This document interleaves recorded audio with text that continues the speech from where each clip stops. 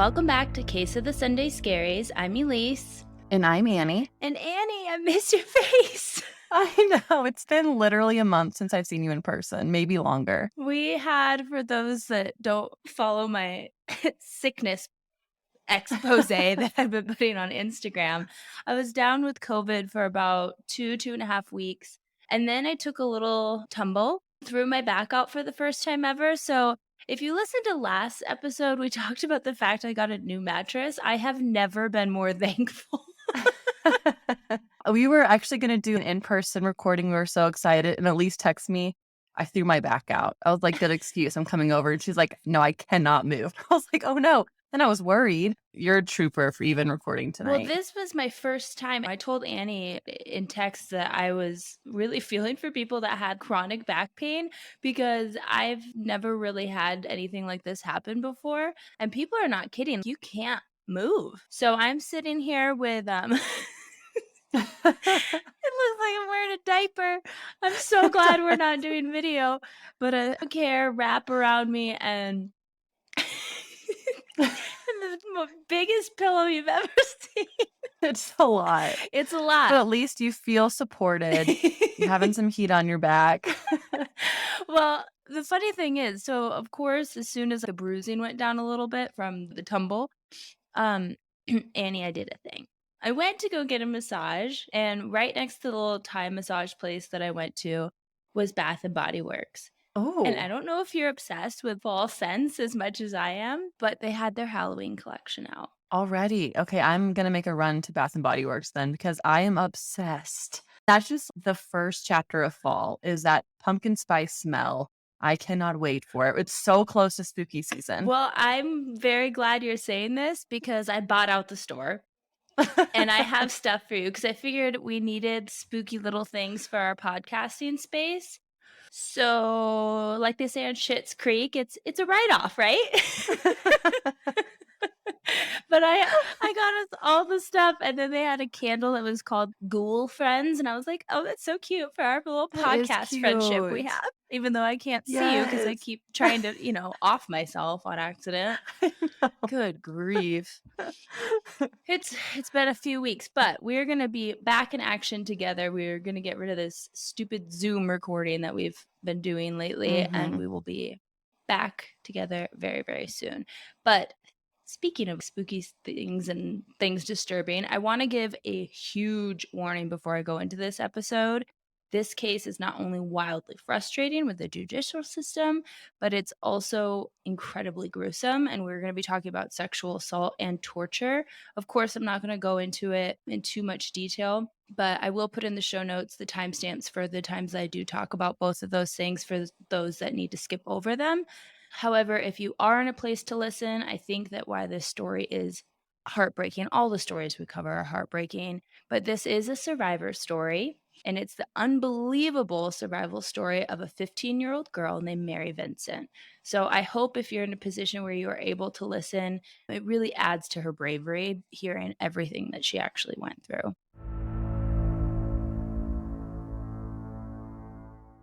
Mary Vincent was born in 1963. She was the middle child and had 6 brothers and sisters, so big family. She enjoyed competitive dancing and was incredibly talented at it. A lot of her coaches even thought that would be a career of hers. Now, Mary's parents were described as incredibly strict, but it seemed like tension in the home really started to escalate when they started talking about divorce. So it just became a hard time not only for the parents, but for the kids. And this I read in a couple different sources that really stuck out to me. But as this tension was escalating, Mary decided at the very young age of 15 to run away because one of her sisters told her, Dad was coming home with one of his migraines and he was mad at her. You better run. Now, to me, that puts up some big warning bells of what was going on in that home. Yeah, like was there some physical abuse from the dad? I'm not sure. I didn't find that in any article. And because this is a survivor story, Mary has never said that in any of the interviews that I watched either. Okay. So it could have just been kids, trying to scare the heck out of each other. And maybe he was just going to be in a bad mood. Yeah. And I doubt the daughter really meant run away, but who knows? Well, run away she did. She left her home in Las Vegas and headed to California. Obviously, life on the streets is not easy, as you can imagine. And as a 15-year-old. Yeah, and from all accounts, this is a girl that grew up going to dance classes and kind of having this strict parental system, so she probably wasn't street savvy, to say the very Mhm. least. She slept on the streets or in unlocked vehicles before finally making her way to her grandfather's home in Berkeley, California. Although it was not too long before Mary decided she had had enough about that. She was feeling homesick and decided to head back to Las Vegas. I don't know exactly what her parents were doing at this time. Like we said before, that comment from her sister kind of sketched me out a bit. I also did not find any reports of her being missing. That seems very strange to me. Like, were they concerned Mhm. about her? Or did they just kind of chalk it up to teenage rebellion and at least they knew she was with her grandpa? I also question, why didn't the grandfather try to drive her home? Why didn't her parents just come pick her up if they knew where she was? Again, we don't want to ever place blame anywhere besides the perpetrator, but it just seems so strange to me because I know my family, and bless them for this, would be out searching for me if at 15 I was gone for months on end. That is strange. And you said this took place in the 60s, 70s. 70s. So that kind of also can explain a little bit because the news articles from the 70s are not the greatest. We learned that in our research. It's a lot of piecing things together. So we'll give her family the benefit of the Yeah, doubt. it could just be that it wasn't reported. And there is a lot of privacy that Mary goes into later in life. So those are things that just might not have been disclosed to the public. So let's, like you said, give benefit of the doubt. But either way, she wanted to head home. She was homesick. So she made a sign that just said headed south and decided to hitchhike home. I want to point out that this is the 70s. We all know the dangers of hitchhiking nowadays, but at the time it was very, very common to hitchhike to get from one place to another. And Annie, you are becoming all too familiar with my rabbit holes. I do research and then I go off researching other things in history. And this is Yes. the same because I'm thinking I would never hitchhike, but we'll get to that later. But I Hmm. had to do a little investigating into hitchhiking in general. What'd you find? What did you find? Hit us with some stats. So, hitchhiking actually came about during the Great Depression for obvious reasons. There was a lack of motor vehicles, a lack of money for gas, necessities, all of that. So, that's where hitchhiking kind of started, just out of necessity. Then it was actually somewhat outlawed in California in 1959 when Vehicle Code 21957, I'm never going to remember that, was passed. And it basically said that no person shall stand in a roadway for the purpose of soliciting a ride from the driver of any vehicle. However, that doesn't make it explicitly illegal to hitchhike, just that you couldn't do it on the road. You had to do it at a truck stop or a rest stop, just couldn't be standing on the road. So, like I said, we're in the 70s. This was very, very common mode of transportation at the time. But I have to ask, have you ever hitchhiked? I have in Panama City in What? spring break, and I did get arrested. What? Well, I didn't get arrested, but we got pulled over. And this cop was like, "You this is so dumb of you." And I was like, "I'm fine. Like, it's fine." But it kind of brings up, have you ever hitchhiked? Before I bring up this other Oh no, point. you have got to tell this story. So I'm walking, trying to get on the Panama City Strip. That was like the place to go for Indiana kids on spring break. And I have my thumb out. This car pulls over. I get into his car. I'm like recording everything on this little camera that I brought with me, trying to play like a Project X style movie. And all of a sudden, I'm like, "Oh, we're getting pulled over." And the guy's like, "This is your fault." I was like, "No, it's not." And the cop pulls us over and he's like, "Get out of the car. Like, you're not getting in the car with this guy." Thank God And for he's like, "I that. could arrest you." I was like, "No, you can't." And then I realized, yes, you can. And he was actually really nice and helps me. And I did end up getting me back to my hotel. Mom, if you're listening, I'm so sorry. I don't think I've ever told her that. But all my friends from good old IU, they remember that story. Annie, you Ugh. could have died. But now here's my thought with Ubers and Lyfts. Like in 10 years, are we going to be like, oh my gosh, remember how we used to get into cars with strangers? There's still some level of safety precautions on those apps, though. True, true. Especially nowadays, they've gotten better. But well, I had to ask Blake about this too. Now we're really going off on a different tailspin here. But I was like, Blake, have you ever hitchhiked? And do you know what he told me? I bet he has. Yeah, if people don't know, my roommate was on The Bachelorette, and it was shortly after his time on the show, and he went to a Jason Aldean concert, and they had a party bus, the whole thing. Well, the party bus breaks down, and he decides people might recognize me. I think he was kind of feeling himself at this time, maybe had one too many cocktails, and he's standing on the side of the road, And these women pull over because they did end up recognizing him. They're like, "Blake?" Oh my And gosh. so him and his manager and another friend of them all load up in this vehicle with these Bachelor fans and got him to where he needed to go. But I was like, "Of course you would, Blake." Use your 15 minutes of fame to get a safe ride. No, I've never intentionally hitchhiked, and like you said, I kinda hope my parents aren't listening to this episode, but when I lived in North Dakota, obviously, it's not known for being the warmest place on the planet, so my car ran out of gas, which I take full responsibility for, I just wasn't paying attention, let's be honest. Mhm. And I, without hesitation, got into a car with an older gentleman who offered to drive me the couple miles back into town so I could get gas. And thankfully, he did exactly what he said he was going to do. But thinking back on it now, it's like, how am I still here after all these stupid decisions I made in my Oh my 20s? gosh. So many. So Yeah, many. we won't go into all of them here because I don't really wanna shame myself that much, but it's kind of interesting because this ties back to Mary. I looked at this guy that picked me up and I thought, "He looks like someone's grandpa. He's not gonna be harmful." And Mary did the same exact thing. Mary also thought she could trust the man who pulled up beside her and some fellow hitchhikers in a blue van and offered her a ride, because in her words, he looked like someone's grandpa.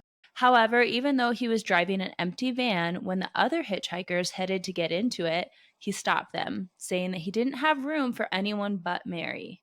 Oh, that's a little concerning. Yeah.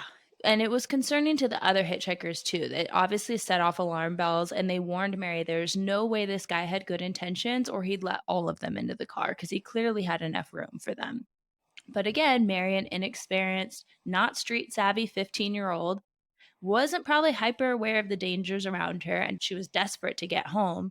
So she climbed on into the passenger seat. Mary and the driver seemed to have pretty polite conversation at the start, but Mary was getting very tired. And I'm going to keep harping on her age here because I think it's so easy to look at some of her choices through the lens of our age and experience and go, "Mary, what the heck were you thinking getting in the car with him and then dozing off?" I kind of want to go into mom mode for Mary and like Mhm. discipline her with words. Obviously, falling asleep in a car with a stranger makes you even more vulnerable than you already are. But listeners, please keep in mind she is 15 years old. And hopefully, at this point, she is unaware to most of the dangers of the world around her. But she wouldn't stay unaware for long because when Mary woke up, she realized, wait a minute. She's looking out the window and all of these signs that she's passing, she's realizing we are now going in the wrong direction. Oh no. Again, she was headed south to California, and all of a sudden they are headed north. She immediately feels like she is in a very bad situation. She starts yelling at the driver, "You're going the wrong direction." And funny enough, he just starts apologizing. "Oh, I'm so sorry. I must have gotten confused. I'll just pull over and we'll turn around." But she's still feeling kind of sketch about it. We were going in the right direction. Then I fall asleep and now we're going in the wrong direction. Her bells are starting to go off a little bit. And we always talk about a woman's intuition. Even at 15, you have it then. She probably was just like, "This feels wrong." I mean, Absolutely. you gotta go with that gut feeling. So he proceeds to pull over like he said he was going to, but on a very deserted road. And Mary notices, she's kind of taking in her surroundings and she looks down and happens to notice that her shoelace is untied and thinking very quickly decides that if she's going to have to possibly outrun this guy, she needs to get outside and bend over and tie her shoes. Reasonable thought. So she opens the passenger door, bends down to tie her shoelace, and that's when a sledgehammer comes down over her head. Oh my gosh. He had been planning to pick up a hitchhiker then. This is not a random. I'm gonna go on with the story, and then I wanna go back to that because I wanna hear Okay. your thoughts on that because 'cause I'm still a little bit undecided. So who the hell was this driver who is clearly not someone's sweet old grandpa? Well, he was Lawrence Bernard Singleton, a 51-year-old man who I agree with Mary, looked a lot older than his years, probably due to his issues with alcohol. He was born July 28th, 1927, and really not much is known about his early life. You know me, I like to dig into the perpetrator's life as much as possible, try to figure out why. But with him, I couldn't find anything. Again, it was 1927, so that makes sense. He worked as a merchant seaman, and like I said before, liked to put back a drink or 10 or 20. In fact, he was known to sometimes consume a whole fifth of vodka a day. Ooh. which is a heavy drinker by anyone's standards. Was this the first time that he had attacked a woman? As far as we know, it was. But it's pretty hard to believe when you hear what Lawrence, or Larry, as I'm going to call him for the rest of this episode, because that is what he went by. When you know what he went on to do, it's very difficult to believe that this is his first and only attack. Maybe his only attack that's been proven to be linked to him, something like that. Yeah. My gut is telling me that there's probably a long history that nobody knows about, but I could be wrong, and I've been wrong before. Misled. Oh, yes. That's right. On this podcast, we're not wrong, we're misled. So Larry knocks Mary unconscious with the sledgehammer. He then strips her of her clothes and ties her up in the back of his van. He sexually assaulted Mary repeatedly throughout the night. She estimates at least 6 times. He then fell asleep. She's tied up, so she was unable to get away and obviously scared for her life. I watched an interview with Mary for an A&E episode of I Survived where she states, "I wanted to die. That was the worst feeling I've ever felt. That's all I was thinking. Please, God, kill me now. I can't handle it." She begged Larry to set her free, promising him she wouldn't tell anyone and asking him repeatedly why. To which he never responded to her, just kept the sexual assaults going throughout the entire night into the next morning. As the sun began to rise, Larry pulled Mary from the vehicle, still naked and bleeding. He then said to her, "You want to be set free? I will set you free." To that, he pulled an axe from his toolbox, and this part is going to get difficult, even more difficult, so bear with me here.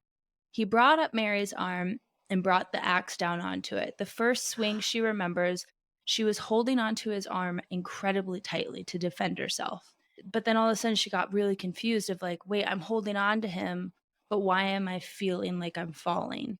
It is because he had completely severed her arm from below the elbow. I am speechless right now. I was like, there's no way he just chopped her arm off, and he did. Oh, this poor girl. So she's falling back.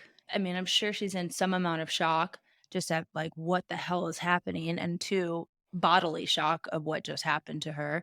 She falls to the ground, still kind of unaware of what's happening, really.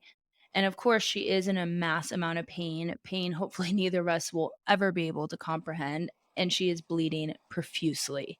Larry then proceeds to do the same to Mary's right arm. Oh my gosh. Mary is now armless from the elbows down in a pool of blood, and she recalls seeing Larry sort of shaking his arm repeatedly. And I wish you guys could see what I'm doing because I'm recreating what she shared in the interview, almost like as if you had something was annoying you, like a sleeve or something, and you're just trying to shake it off. And then Mary realizes what he's trying to shake off is her left hand that was grabbing onto him was still attached and clinging to his arm. I'm not a doctor, so I don't know what medical terminology or what goes into that, but can you even imagine you're lying there, your arms have just been amputated off your body, and you are watching somehow your hand is still attached to your attacker, and he's just flicking it off like it's discarded trash. Right. I mean, and to go back to her ages at 15, like you have your whole life ahead of you. And then to have this drastic turn of events. To your point about the arm, I wonder if it was a nerve or something that was just kind of in shock. You mentioned her body was definitely going through shock. So this happened before her eyes. That poor thing. Just a few feet away. And again, I don't know the medical terminology of how this could happen, but to me it does. Like you said, it makes sense that if she was in this fight or flight adrenaline mode and is grabbing onto him, that maybe those nerves are still kind of firing even after being removed. So I'm not a doctor, but I just the image of that is haunting. It's incomprehensible that not only the physical pain that she must have been going through, but the psychological and visual torture that this woman went through. I can't. I can't. Well, Mary decided to play dead. She decided to remain as quiet as possible, which I do not know how the heck she, 1, thought of this to do this, and 2, was even capable of that. To be quiet and remain still while your body is just bleeding out. She's a brave young girl. She is. It's a fight or flight mechanism. There has to be a third one in there that just like you calm yourself down. I actually know this. Thank you, therapy. It's fight, flight, faint, appease. Wait, hold on. Flight, fight, faint, appease, and then there's a fifth one. Okay, so maybe she was like the faint and almost appease to be like, look, you're getting what you want. Maybe. And just like, let me be now. I Interesting. gotta remember the fifth one. So she's playing dead, and she's hoping that Larry is just gonna leave her there, and then maybe she can get some help. But, of course, Larry, being the douche canoe that he is, decides to start dragging her body. And at this point, she is still staying quiet, pretending that she is unconscious, even though she is awake for all of this. He dragged her body to the edge of a 30-foot cliff. He then pushed her naked, bleeding body off the cliff 30 feet down. Now, the fall somehow did not kill Mary, but it did break 4 of her ribs, and Larry just drives away, leaving her for dead. Or perhaps he already thought she was dead. I don't know. But he drives away nonetheless. Now, I had to go on another tangent because I did not understand how any of this was even medically possible. And through all the research, I'm going to go through a little bit of it, but it's not. It's like none of this is humanly possible. Wondering how much blood she lost from both her arms being cut off that way. I'm going to tell you. So how the heck did, one, she stay awake during all of this? How isn't she in shock or passing out from loss of blood or from the fall off a 30-foot cliff? And I don't know if it was God or the universe or whatever the heck you want to call it, must have been looking out for Mary, because I want to point out an article I found on securitymagazine.com that stated that severing the brachial artery, basically the artery that runs along the inside of your arms, could cause you to lose consciousness in as little as 15 seconds, and if not treated, could lead to death from blood loss in 90 seconds. That's on one arm.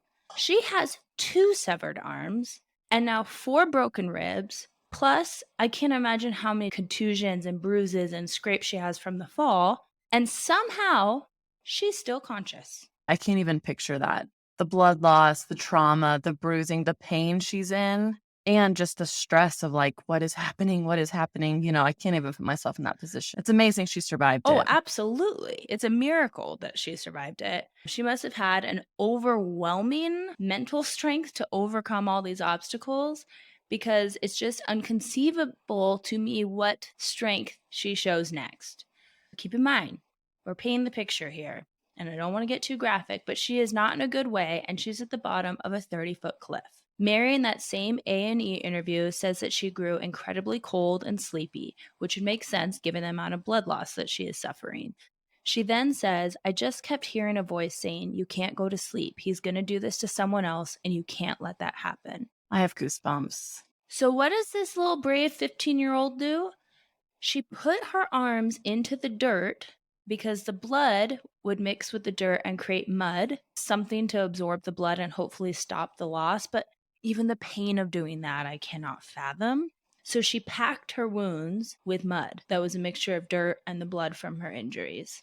She then started crawling without any hands back up the cliff. Oh my gosh, this girl is like Superwoman. Now, keep in mind, I told you that this happened in the morning. She did not get to the top of that 30-foot cliff until night. Wow. So all day she is working on getting up this cliff. And then she doesn't just sit down and wait. Nope. She has to get to the road. I'm just in awe of her. So it's now dark, and it's completely dark because she was on this rural road. Only thing lighting her way is the moon. And Mary continues walking, following the sounds of traffic until she reaches a highway. The next morning. Oh my gosh. How is she still going? She has now spent 24 hours in peril trying to get herself to safety, which is just, I've said it probably 5 times, and I'm not even going to edit it out. It's unfathomable how she was able to do this. It's the next morning before she sees the first car, 24 hours since this all started. And to give you a sense of how badly injured she was at this point, they estimate that it took her all night to walk 3 miles. Oh, that's not that far, and it shouldn't take all night, but the conditions of her body. Right. Once again, she's like built a different breed, this little hero we have, who I already love. And I hope we have a positive ending, but I'll be patient. I'll wait. Okay. A red sports car drives by. Hallelujah, she's thinking, right? 2 men are driving it. They go past her, and she kind of yells out the best she can for help. But in Mary's own words, think about it. I have no hands. I am covered from head to toe in blood, and I look like something from a Fright Night movie." The boys kept driving on. And I hate to say this because we all want to think that we would jump to someone's aid, but this gave me a little pause when she described it that way. And I had to sit with myself for a minute and be like, okay, would I mean, I certainly would call 911. 100%. But would I pull over and have this person get in my car when I'm also thinking who's behind them, who did this, what did this to them? That's my thing, is seeing that. I would wonder what's in those woods. It's a tough position to be in. I love that you're like, hopefully, we all would, but at the end of the day, we're all humans. We have human emotions. We have hesitations. Definitely call 911. It would be terrible. The only thing I'm picturing is that girl from the grunge, basically, standing Mhm. in the middle of the road. And I don't want to cheapen her experience by doing that. It's just where my brain visually went to. And would I stop to pick her up? I don't know. And she described it like that. Like, she was very self-aware of how probably scary she looked. She kind of giggled about it in the interview. She Yeah. just kind of gave off the impression of like, of course they didn't stop for me. I was terrifying looking. So hopefully we would, but at least I can say 100% confidently I would at least get them help. I hope. So the first car passes her by, and does she give up? Not our little fighter. Mary just keeps on walking, but this time she changes her approach. She's going to walk dead center in the middle of the road, so traffic coming either way is going to see her.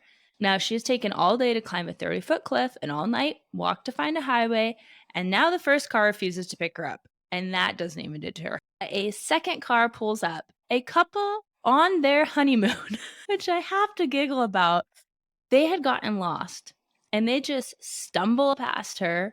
And could you imagine what was going through these people's heads? They're going from one moment No. like, Jimmy, you missed the turn, Jimmy.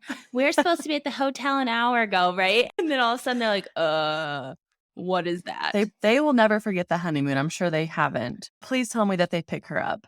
Thankfully, they did stop. They Okay. got Mary into their vehicle, laid her down. The wife was putting pressure on her wounds, and she says the last thing she remembers was the truck tires peeling out as they sped her into town, because that's the point her body just finally went unconscious. Mary was airlifted to the nearest hospital. And I have to go back to what you said about this couple and just take a little sidebar, because I bet you any amount of money, and I kept thinking about this while I was doing the research, that couple has never forgotten their wedding anniversary. Not once. Never. Not one time. Imagine going home and the parents are like, so how was it? And they're like, it was good, but then this thing happened. Like, unbelievable. Yeah, they're on their way to their honeymoon adventure. But I hope they had a long, happy marriage, because those are some good Samaritans right there. They absolutely are. But if that doesn't get your husband to remember your anniversary, absolutely nothing will. Give up, write the date down, tattoo it on him. That's such a good point. In the hospital, it was determined that Mary had lost over half the blood in her body. And what about the other half? She was septic to a toxic level, but somehow, and they cannot explain how, she just kind of chose to survive. And this just goes to show that sometimes the human desire to live can basically overcome the most intense medical circumstances. But not only that, it was said by police later that Mary refused rest until she could give a full witness statement and completing a composite sketch of Larry before she would agree to get rest. She is an incredible 15-year-old. She's an incredible human. I don't even know if she's fully human. This is just amazing to me. It took the police 10 days to track down and arrest Larry.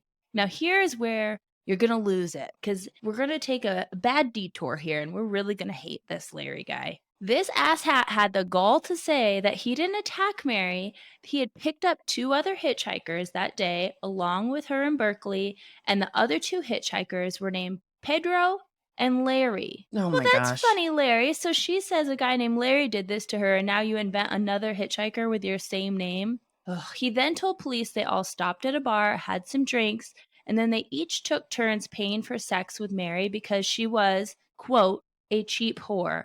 Now, those are his words, not mine. And I also want to point out there is no evidence, not that it would matter, that Mary was a sex worker at all. She was just a teen that ran away from home. He then said that he dropped them off somewhere, and when he did, Mary was completely fine. Well, Larry, that's a little sus, because when they did a warrant on his house, they found Mary's cigarettes, and remnants of her burned clothing that he tried to discard. Because again, remember, he threw her off that cliff naked. And he removed the carpet from the back of his van and completely cleaned it out just days after Mary was attacked. So yeah, no one was buying his BS. No, looking real suspicious there, I'm calling you Lawrence. We're not even on a nickname level anymore. Tough. Yeah, it's awful. I just had to call him Larry because he threw another Larry into the mix. But it was not until 6 months later. Obviously, they needed their star witness to have some time to recover from her injuries. She was fitted for new prosthetic arms, and Mary would see her attacker face to face on the witness stand. Imagine Larry. Oh, he's shitting his pants for sure. He's like, He has to be. I mean, I am just picturing him not necessarily in court, but he's at home. He thinks he's covered up this murder. He had to have thought that this girl was going to die. 100%. And then she's like, "Nope, I got some bionic arms and I'm about to go testify against you." I can't even imagine what was going through his head, and he deserved every nervous feeling he got. She sat only a few feet from her attacker and accounted everything that happened that day. As she came down from the witness stand, however, she walked right past Larry, and he had the audacity to say to her, "If it's the last thing I do, I will finish the job." Oh my gosh. That's scary. We talked in episode 1 to my sister who had to testify, and that isn't someone that came after her personally, how difficult it was. So to imagine this girl who's now 16 having to testify, and then he says that to her and puts that fear in her. Like, Larry, who gave you the right to do any of this, but then to add on to it with that kind of instilled fear? I hate Larry. It's horrible. It's absolutely horrible. Well, he was found guilty on all charges, no shock there: attempted murder, kidnapping, mutilation of a body part, forcible rape, sodomy, and forced oral copulation. I wish, Annie, that I was going to say, and then he died in jail and or on death row or something. Nope. Don't tell me. He was only charged with 14 years. In California at the time, attempted murder only carried a maximum sentence of 10 years. And get this, rape had a maximum of 2 years. So all of these things that he did to her combined, they could only charge him with 14 years. Now, here is something I have never understood, and I am getting heated. My arms are flying about. Just because someone is not successful in their clear plan to murder someone, how does that make it any better than a actualized murder? No, and to what he said to her is, "I will make sure I finish the job I started." That's terrifying to know he got 14 years. Because at that point, she would be 30. I'm not great at math, but yeah, she's 16 at the time of trial. That's really soon for him to get out. Well, not only that, but let's give credit where it's due. Mary did not survive because Larry stopped in the middle of this attack and called 911. Such a good point. He didn't have remorse during any of this. She, out of sheer determination and some sort of like godly good karma, she was able to overcome all of these medical impossibilities. And somehow, because she did that, he's rewarded with a lighter sentence. Like, to make that make sense, please. That's such a good point. I didn't even think about that. Yeah. And he definitely thought he finished the job like for the first time sure. around. So that's insane. And then if we want to talk about mental health after this, it's going to take a lot longer than 14 years to overcome that type of trauma. I mean, it just makes me so Truly. mad because he's getting credit for her bravery. And that's BS. For what it's worth, I'm going to calm down, take a little breath here. The judge agreed with me. He said during sentencing, if I had the power, I would send him to prison for the rest of his natural life. But he couldn't. Mary went on to win a civil lawsuit against Larry for pain and suffering, $2.56 million, which I say, give it all to Mary. The problem with the civil lawsuit, she never got a dime. Because Larry... I was going to ask, did Larry have the money? He didn't have the money, and he was in jail. So how is he going to pay this money? But alas, it actually gets worse, if you can believe this. During this time, he's in California locked up. California was having a lot of trouble with overpopulation, overcrowding in their jails. So they came up with some interesting tactics to help solve that problem. One of which was things that we're familiar with: getting paroled early for good behavior, etc., expressing remorse, showing that you've actually Mhm. changed in some way. But they also implemented a work program, which allowed prisoners to work, and every day they worked, one day came off their sentence. Because he had quote unquote good behavior and he worked as a teacher, I guess. I didn't even care to look into what he was teaching because he's just the worst. He got out just shy of 8 years. Oh, I've said this before. I'm all for reformation. I'm all for second chances. But when there's crimes that are so gruesome and so terrible, one, parole should not even be on the table. He also never once expressed remorse for this crime. He kept blaming her for it. So that doesn't really correlate with early parole, in my opinion. 14 years was not long enough, and 7 years to 8 years, it's reported differently in different articles. But either way, that was not enough time. no, it's not enough time at all. Now, this part is actually laughable because I've never heard about this in a case, and you'll have to tell me if you have. Larry was paroled to Contra Costa County, California. That's a lot of alliteration. That's a lot of C's there. So, pardon me if I pronounce that wrong. But the people living there were like, yeah, no, I don't really want Larry to be my neighbor. We don't want the guy that goes around raping and chopping people's arms off living in our cute little cul-de-sac. And I don't blame them. In fact, no surrounding town would accept Larry. According to Time magazine, it's quoted as authorities attempted to settle him in one Bay Area town after another, angry crowds and Tampa's chapter of the Guardian Angels, which I had to look up what they are as a volunteer service with the goal of unarmed crime prevention. So they lead a lot of protests, things like that. They led protests, screamed, picketed, and eventually prevailed. In Rodeo, about 25 miles northeast of San Francisco, a crowd of approximately 500 local protesters Whoa. were up in arms and forced officers to move him under armed guard from a hotel room. Authorities tried housing him across the street from the city hall, but that was met with protests and failed too. He was removed from one apartment in Contra Costa County in a bulletproof vest after 400 residents surrounded the building in protest after a decision to place him there permanently.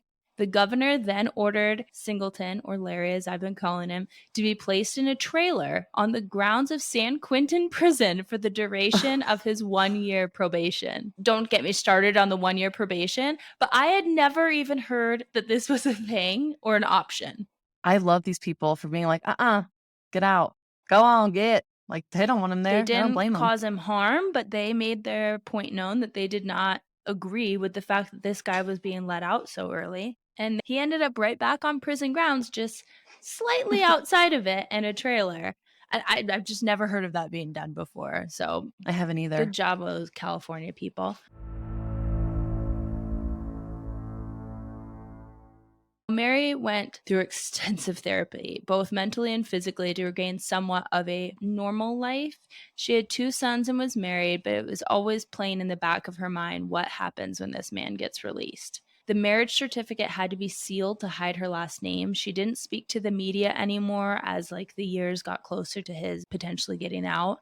And she only allowed a few media people to attend her wedding as long as they didn't disclose where she had been living, details about her children, their names, etc. She was living in fear that this man who attacked her, who has basically become her own personal boogeyman from inside a jail, is going to come out and do what he said he was going to do, which is finish the job. And now she has 2 boys that she has to protect as well. That's such a scary thought.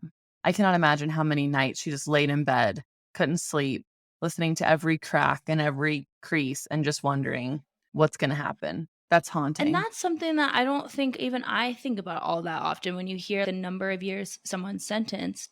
Well, what about those people that he hurt? They're just stuck in that. They're stuck Mhm. waiting. It's like they're in purgatory while he's in prison. And that's not fair. Good way to put it, though. I mean, that's exactly what it is. Ugh, it's awful. So, did the 7 years in jail reform Larry? Annie, any guesses? No. No. After a year of his probation, he went back to his home state of Florida. Now, I am going to giggle at this a little bit because Larry's an idiot. In 1990, he was convicted of theft twice. He served a 60-day sentence for stealing a $10 disposable camera. Like, What? Larry, you don't need pictures that bad. And No. then he really needed a hat. because that winter he received a 2-year prison term for stealing a $3 hat from Walmart. Now, I get it. I don't like my ears cold either, but I don't think a $3 hat is worth a 2-year sentence. Before his sentencing for the latter crime, he described himself to the judge as, quote, a confused, muddle-headed old man, end quote. Um, Larry, I have a lot more choice words for you than muddle-headed old man. Be truthful, Larry. You're a lot more than that. Come on. So did the prison term for the hat and the disposable camera change him? No. Wow, you're really on a good roll. 69-year-old Larry is now living in Florida, still drinking heavily and living as a recluse. Now, I will say it was reported that he was really struggling with depression, which I'm not even going to go into it, but he did try to take his own life.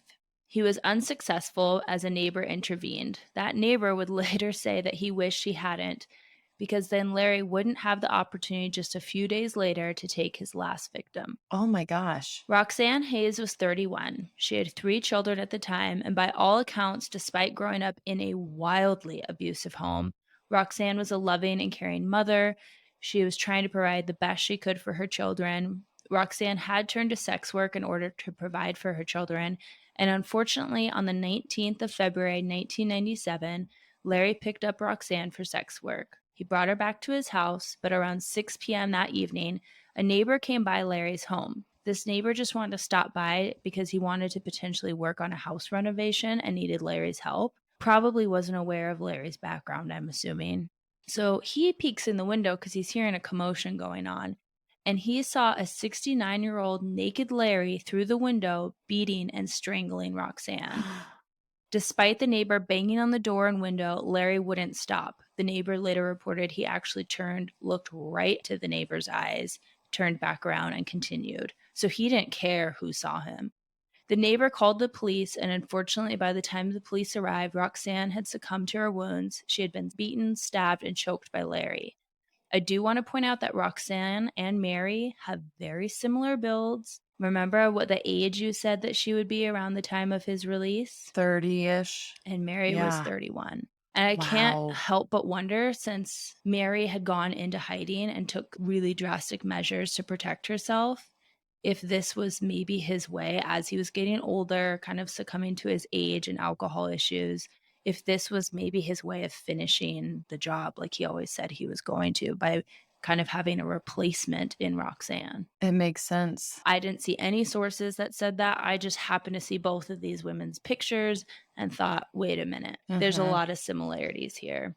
Mary, who had basically been in hiding, again decides to be an absolute badass, comes out of hiding, and flies down to Florida to again testify against Larry. I mean, this poor woman has had to do this twice now. Larry finally was sentenced to death, but died December 28th, 2001 of cancer. This is where we're going to take a turn and things are going to get a little bit better, because obviously people were pissed. Rightfully so. I mean, 8 years for what he did to Mary, for him to turn around and do it to someone else. Unacceptable. It proved they were all right, that this was not someone that should have been released. The outrage at Larry's sentence resulted in legislation being passed. This was hugely supported by Mary Vincent, which prevented the early release of offenders who have committed a crime in which torture is used. In 1987, Singleton's parole led to the passage of California's Singleton's Bill. Even though they passed legislation, even though it's this guy's name that the legislation is being passed, they can't retroactively add on to his sentence. Okay, makes sense. That's not possible, unfortunately. But the Singleton Bill, which eliminates the possibility of early release to those who have been involved in a crime involving torture, and the minimum year sentence was increased to 25 years at the minimum. So, okay, so some progress. Absolutely. And in a blurredbylines.com article by Sherry Rose, she said that in 1998, Vincent, which is Mary, went to Washington, D.C. to testify in favor of a congressional bill called the No Second Chances for Murderers, Rapists, or Child Molesters Act. I think we can all figure out what they were hoping to do there. While appearing in front of members of Congress, Vincent shared details of her attack and how Singleton's lenient sentence allowed him to kill Roxanne Hayes nearly 20 years later. She concluded with this: I have now obtained the long overdue psychological counseling to help me get over my nightmares and my fear. Yet sometimes I still feel like that confused 15-year-old runaway trapped in the body of a 35-year-old mother of two. No one should ever have to go through what I went through or what the children of Roxanne Hayes will go through without their mother. Unfortunately, this bill was never passed by Congress. I am happy to report that Mary went on to speak in interviews and public speaking engagements to bring awareness not only to her story, but to the injustice of our judicial system. She currently works as an artist. Remember, she has no arms. So she uses Wow. prosthetics, and actually she's kind of known for like tinkering about and modifying her prosthetics to like allow her to go bowling. And she just kind of makes it work for her. But she works as an artist and she typically depicts heroic women almost in sort of like an action figure way. But the badass woman is now painting badass women, and we love that for She her. is such a badass. Oh my gosh, that's amazing. Right. And I want to point out that while I'm so happy that Mary survived and went on to help convict her attacker for a first and second time, and bravely shared her story and aided in getting legislation passed that is, of course, going to help people in the future, Roxanne was murdered by a man that should have never gotten the opportunity to ever come across her path in the first place.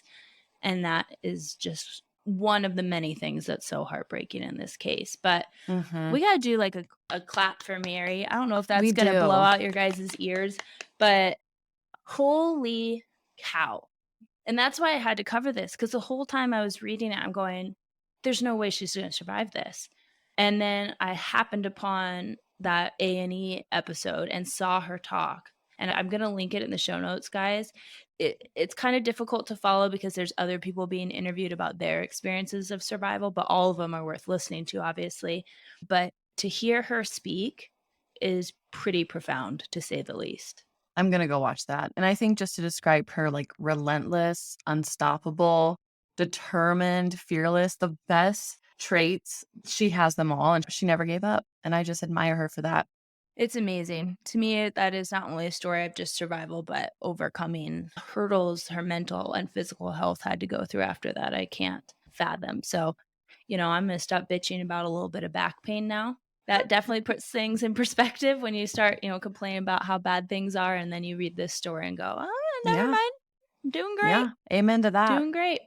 Well, as always, our scary squad, we will be back next week or maybe a little sooner. Until then.